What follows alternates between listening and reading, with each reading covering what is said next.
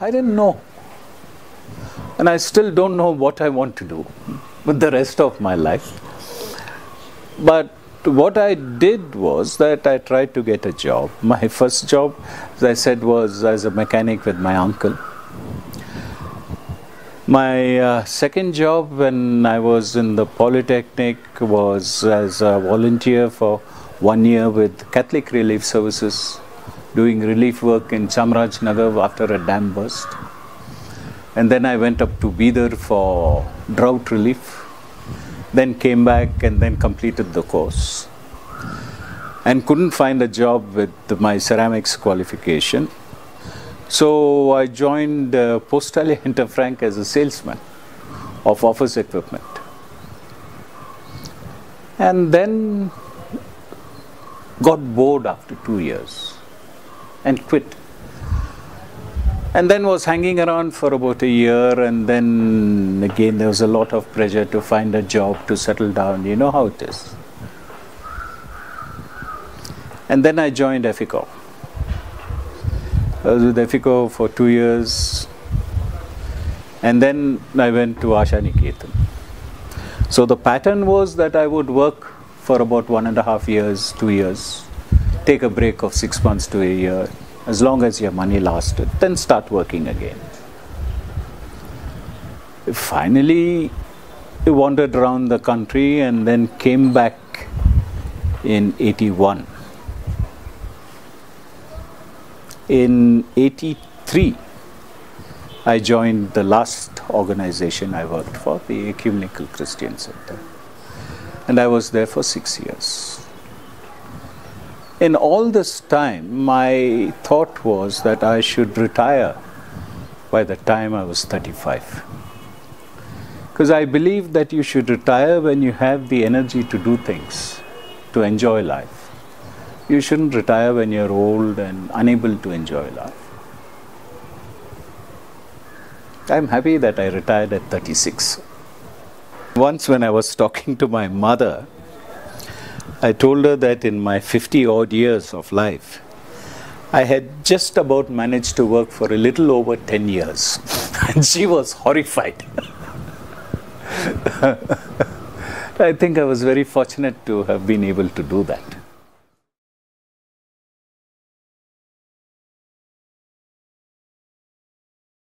Three factors, actually. The first was that I wanted to get married. And the girl I wanted to marry said that, or one of the conditions of marriage was that we would leave the city and go and live in the village. The second thing was that one of my students had questioned me about village life, because by then I was teaching people about the importance of villages. And we were talking in terms of Marxist ideology, the Gandhian overlay to it. And he asked me, what do you really know about villages? And I replied that I had been working for 15 years on and off in villages. I had lived there, I knew the people and everything. He was convinced, but that question troubled me. Because I realized that even though I had lived and worked in villages, Bangalore was always home. And you came back to Bangalore and to a certain mindset and lifestyle. You had your bike, you had your t-shirt and jeans. I'm talking about 30, 35 years ago.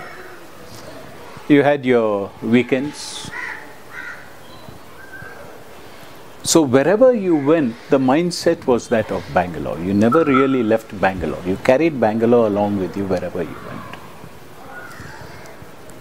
The third factor was that when we were looking about issues of the sustainability of life and alternatives to the commercialization of life and values and of culture that we were seeing happening in Bangalore at that time, we wanted to explore alternates.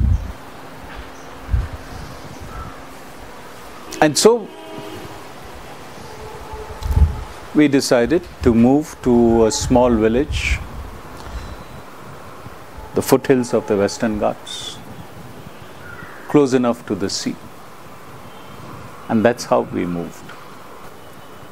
My favorite story always is that my wife was my boss and I was her secretary. And like every good secretary, I married the boss.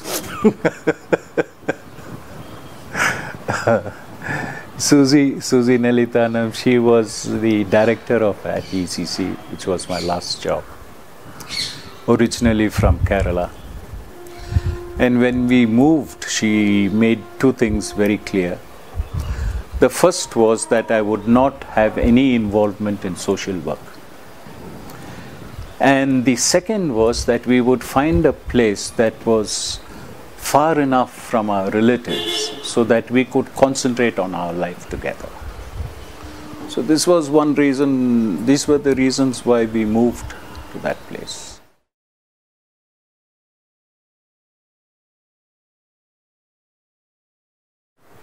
I had very romantic expectations. Here we were, two young people, not so young people, married, going off, and you're going to set up this beautiful Garden of Eden, live happily ever after, grow your own food, live in harmony with nature and all that sort of thing. But if I had known what village life really was, when you couldn't go back and you had to live like that, I doubt whether I would have gone. And today for me, that is the main realization, that those who talk about agricultural policy or those who talk about the life of the villagers or those who talk about the needs of the village people have absolutely no idea of what village life is like.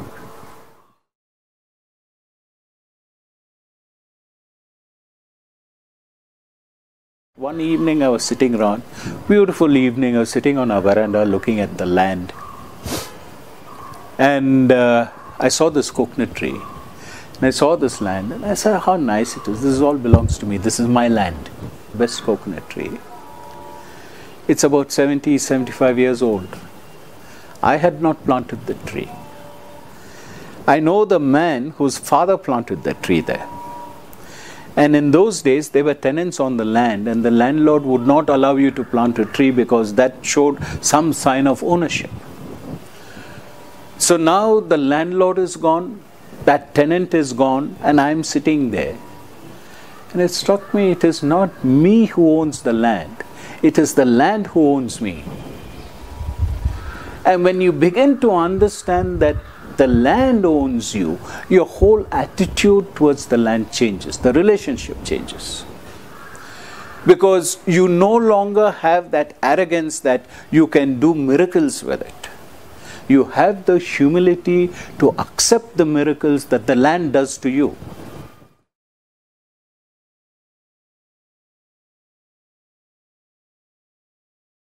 They say that when the Buddha was asked if there is a God, he said the question is not important. Because whatever you say is speculation.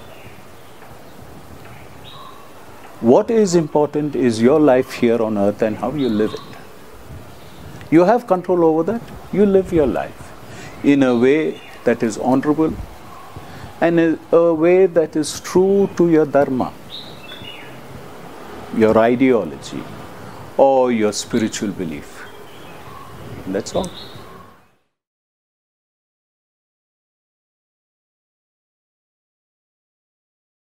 This is what Fukuoka said, and I would like to end with that. He said human beings were created to sing, to dance, to make love, to write poetry. And he says life, nature has the capacity to sustain us in that. We unnecessarily get bogged down in chasing illusions which take us nowhere. So that is why I say you need to discover who you are and what your place in life is. Because we are meant to be children of love, of light, and of laughter.